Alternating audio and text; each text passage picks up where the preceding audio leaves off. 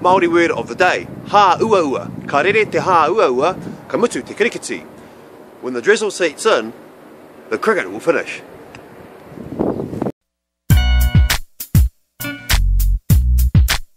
Kia ora tātou, I'm just heading off to work, or as I would like to say, kei te ahuatua hau ki te mahi, or kei te haere au ki te mahi, e haere ana hau ki te mahi.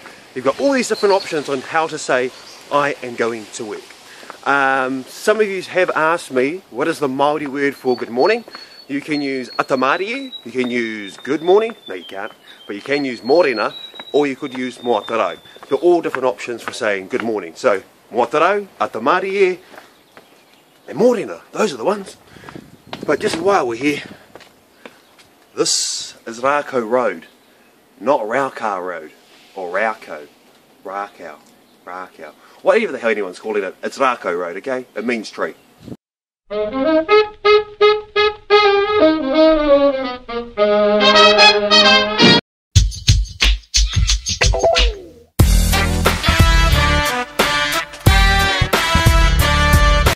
Morena tātou, ko te mea tuatahi o te ata me karikia. Ia koe e haere ana mo tētahi haerenga, mo tētahi kaupapa, mo tētahi hui, e rā momo mea. Nā re, koe nei tāku, I mua no atu I tōku e ke ngā waka o e rā momo. Nā reira, whakarongo taringa areare mai, ki we nei kupu, he tahi tō ki wētahi, he tupua ki wētahi wēnei mō kupu, nō reira kia mautonu tātou I te aroha o ngā kaupapa I whakarite ai. Oh my goodness. Look at that. That is a mannequin in a car. Isn't that just fucking like queer and strange and peculiar on so many levels? Quite cool though. In a strange way. Hope you guys can see it. If not, have a look at this. Look at that. It's a mannequin. Just chilling in the car. Massive. I don't know what it's about, but hey, security, security. Kia mau ki te era. And anyway, sorry about that. Let's get back to our kaupapa. Mo tēnei momo karikia e kōrero hi ana. I roto ia tātou o Tainui, o ia mātou o Tainui, ko tētahi o ngā tāonga, o ngā karikia kape nei nā. Wairea uta, wairea tai, wairea te o ne tapu. Ka hurara tangata uta me tūraki atu ki te tangata atai. Ka hurara tangata atai me tūraki atu ki te tangata uta. Pera hoki rā te kōrepe nui, te kōrepe roa, te wāhi awa, te toitoi awa. Whakamauta mai te ara, whakamauta mai te ara. Kauraka tama e uhia. Tukuna kia puta I wahu I te tā whangawhanga. He puta ngāriki no rongo mai. No rongo mai e te tupua. No rongo mai e te tahito.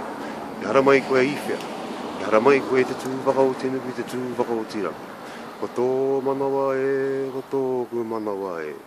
E tāne, kairihia, pano, hara mai te tōki. Haunge, hui e, tāiki e.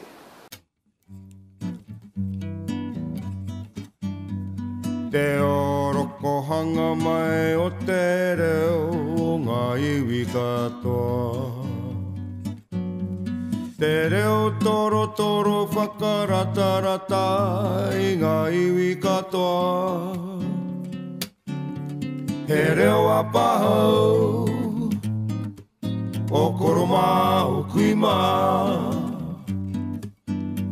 He reo a pahau o koroma o kuima. Te kairangi o te reo, me o nā mita Māori. Te reo o tā hua, he waia tā whaiwhai ai pā. Te reo korihi, te reo koroki.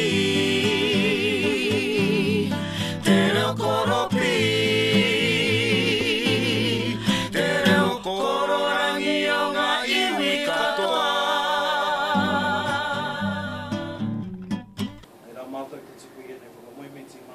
mahi o tātou mai whakaraiti tō mātou kaiwhakaora.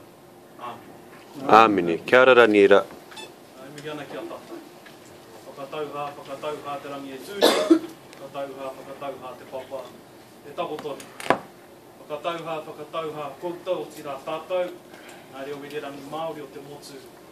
Kua whakaike mai ki runga, o tira ki roto i tēnei whare o tātou te kura matati o tirei. Nei rā te ngākau whakaiti, te ngākau pāpaku, te ngākau mahaki. Nei te mihi, mō kupuhaka moimiti, he kai wairua ma tātou, kia noho ahuru tātou ki roto i ngā hakaritenga, mo te roa ngāki o tēnei weekend.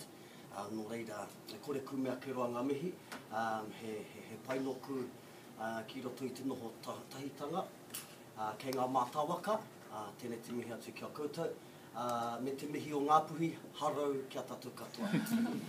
Nō reira, ngāputi hono tātai hono, kei te pai rātou ko whetū rangitia, ko e o rātou nama, ko mātou nei, e rātou nei ki roto i ngā upiki au heke, o te au huri nei, tēnā koutou, a tōna wā ko selfie photo. Hore waiata, i nei pai ana tātou.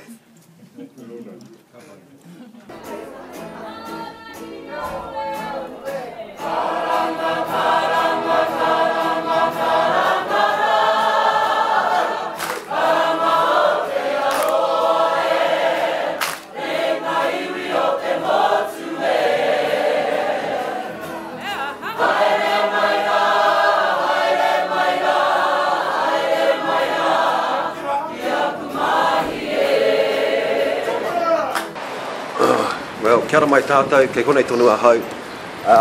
Kua mutu te parakuihi. Now it's time to go to work on a Saturday and do some study. Don't know how that's going to go because slightly hungover to be honest. But you know, ma te taringa whakarongo, me te hinengaro tūwhera meki, you know, open mind. I know that's not the right way of saying it, but there's some way of saying it. But yeah, ko te tumanako ka peka atu tātou roto nei. Sure. Damn, just been spotted. Shit. Let's see.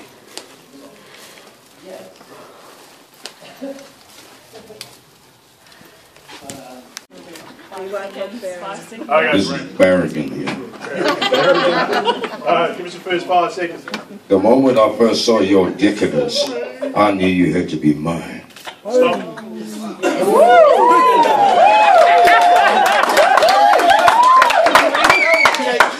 Loosen up. No, good.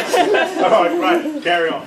From the top, The moment I first saw your decadence, I knew you had to be mine.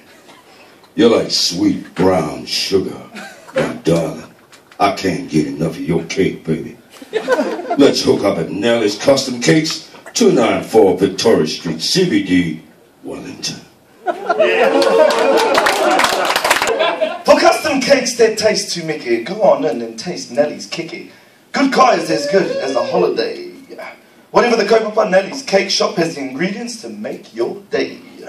Nellie's Cake Shop is good as a holiday.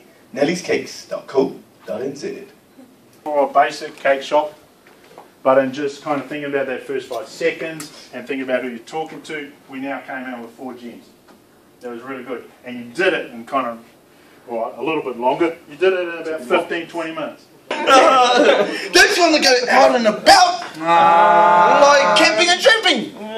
Oh, come on, we can all go to out and about. They've got sinkers, rain gear, tents, barbecues, fishing gear, everything. They've even got machine guns. Oh, no, not machine guns. Matching gum boots. Oh. Hey, we can even have s'mores. Yeah! Out and about to 128 Rimu Road, Paraparolo.